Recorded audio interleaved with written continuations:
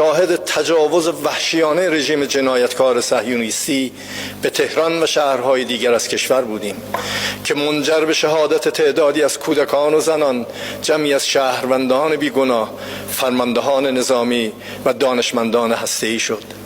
این اقدام سبعانه که برخلاف همه تعهدات بین المللی بود، مؤید خوی جنایتکارانه رژیم نامشروع صهیونیستی است که موجودیت خود را بر پایه اشغال و تجاوز و کودک کشی بنا نهاده است. تجاوز شب گذشته به همه جهانیان حقانیت ادعای چندین و چند ساله جمهوری اسلامی ایران مبنی بر این که تجاوز و جنایت با ذات رژیم صهیونیستی عجین بوده را اثبات کرد.